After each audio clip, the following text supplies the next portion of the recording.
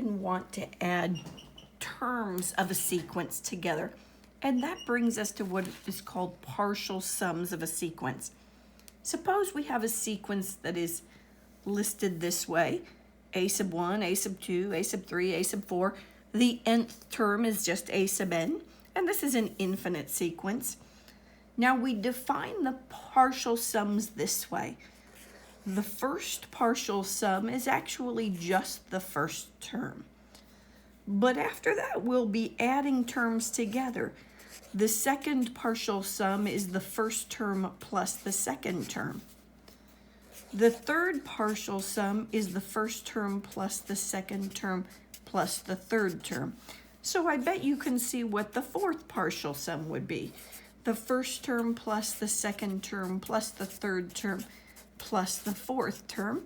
And if we want to add all of the terms out to that nth term, we define S sub n to be the sum of the terms starting at the first term and continuing until you get out to that nth term.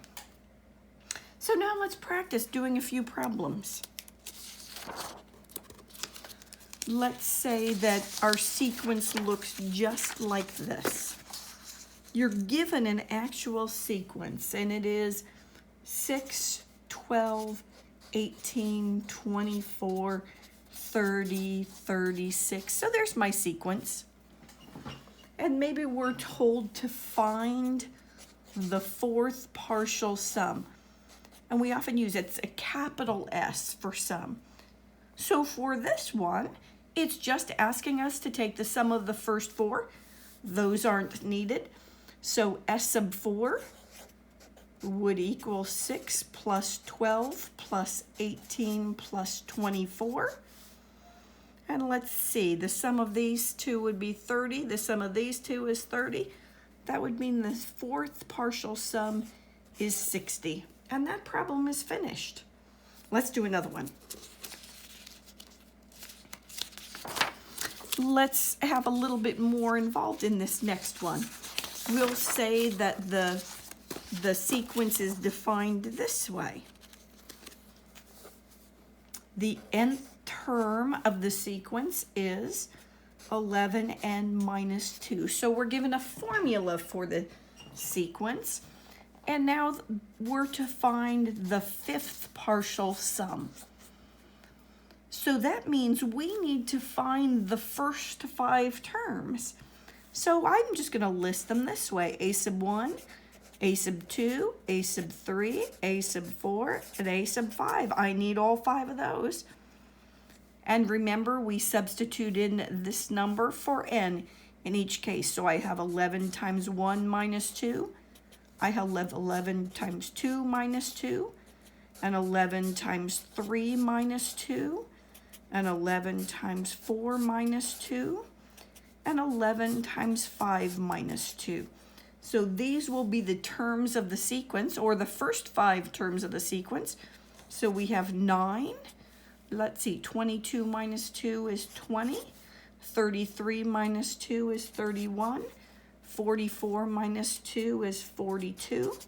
And 55 minus 2 is 53. So the fifth partial sum is 9 plus 20 plus 31 plus 42 plus 53. And we can find that sum. Let's see, this would be 40. Adding these two plus 20 is 60. Plus 42 is 102. Plus 53 is 155. So for the sequence that is defined by this formula right here, the fifth partial sum is 155. Let's do another one.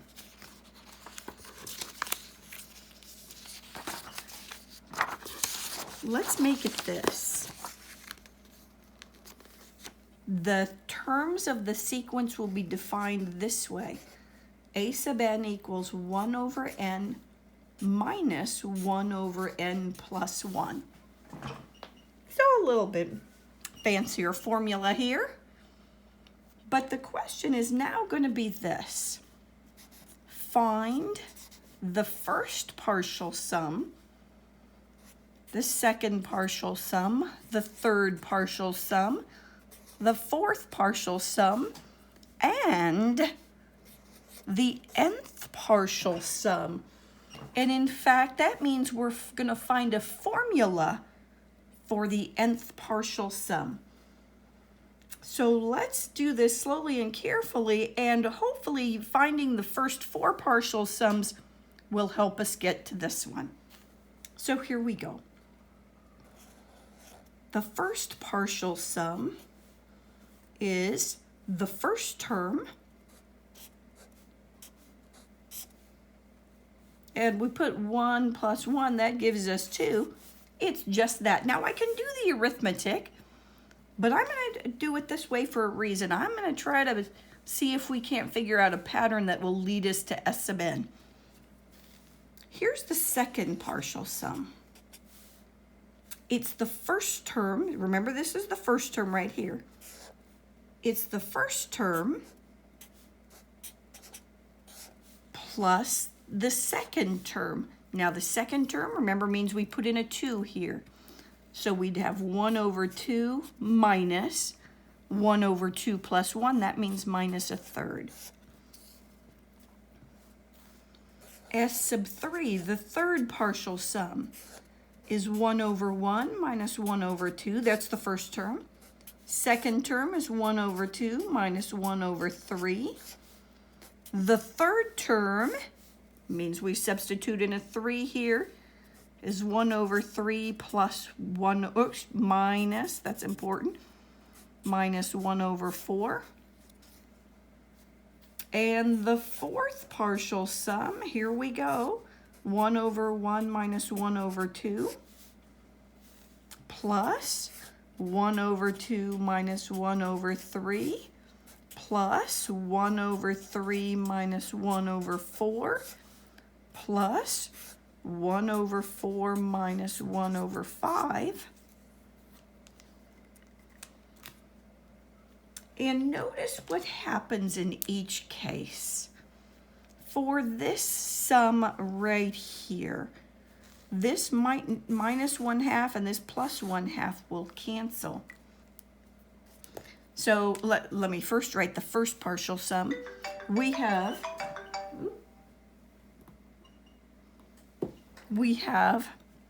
1 minus 1/2. Now look at the second partial sum. We have 1 minus 1/3. And look at our third partial sum. The 1/2s cancel. The negative 1/3 and positive 1/3 cancel. And I have 1 minus 1/4. And right here for this one, the negative 1/2 and positive 1/2 cancel. The negative 1/3 and positive 1/3 cancel. The negative 1/4 and positive 1/4 cancel. So for the fourth partial sum, I would have 1 minus 1/5. So I hope you can see the pattern. So I hope it's not too big of a leap to get to S sub n, where we would have 1 over 1 minus 1/2 plus 1/2 minus 1/3, and the pattern would continue until we would get to the nth term, and we would have 1 over n plus, I keep putting a plus there, minus 1 over n minus, or 1 over n plus 1. That's a minus, that's a plus. And let's do our canceling. The negative 1/2, positive 1/2 cancel. The negative 1/3 would cancel with the positive 1/3. And each of the terms would cancel in here, including this one. In the same way this 1/4, this 1/3, and this 1/2 canceled. So we would have an answer of 1 minus 1 over n plus 1. So now we have the sum, or the partial sums, listed here. let's just do a tiny bit more. I want to point out that the sum here is actually a half. The sum here is 2/3. The sum here is 3/4. The sum here is 4/5.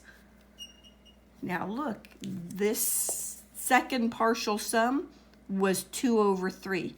The third partial sum is 3/4. The fourth partial sum is 4/5. So you might make a guess that the nth partial sum is n over n plus 1, right? Looking at the pattern that we had established here.